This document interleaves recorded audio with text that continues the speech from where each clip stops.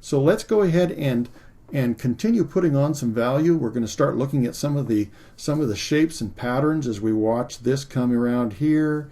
We watch this come around, and we don't want to make too much out of something like this where we have a subtle suggestion of a nostril opening here, but we don't want to make it just go all the way up and lose the fact that that's the case, because we have contour this way, and we have this little bit of a conflict here because we have a rounded nose, and then we have the flared outside part of the nostrils. So how can I go ahead and show that there's a contour here and still suggest, without going too dark and too bold, that opening of the nose? So anyway, little things like that, looking for some of those subtle patterns. So when I have laid down my 4H, I'm going to find that I'm going to be able to jump up to some of these other pencils. Now, when I'm using my HB, even later on with my 2B, I'm going to take advantage of that feathered stroke. You see the angle I have. Let's go ahead and go over here to the angle, and just remember, that the angle is going to help keep my pencil sharp.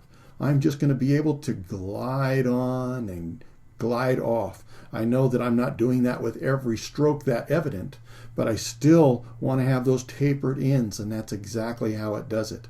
We're going to be able to glide on as we're landing an airplane and have the most intense value in the middle of that stroke, and we're going to come off and have a lighter end at the other end, opposite end of the stroke. So that feathering allows me to use sometimes a pencil that might ordinarily go on quite dark, but because I have the foundation down and I'm using it in that very controlled manner, I can just breathe on, just feather on, some of this value. Oh, I like that too, because it just gives me so much control. I don't have to rush in here like a bull in a china closet. It isn't that kind of a technique right now, even though I almost guarantee you, if you learn this technique, it's going to make a better sketch artist. You're going to be able to handle your tools better for many other styles and techniques. And you'll find out how much the tapered concept, that tapered stroke concept, actually comes in very useful from everything from, again, bolder lines, pen and ink, to even painting. Your control and being able to go on and off with that lighter and darker aspects of the stroke is just wonderful. I really utilized this when I was doing my photorealism gouache illustrated paintings. My pen and ink, and it just helped me be able to make it so automatic. And those subtleties, it doesn't seem like it would be much, but the subtlety in the range of value within the stroke is really great. And being able to put it where I want. I'm looking at this thing to see, oh, it's a little darker here than it is there. So that's what I'm working on.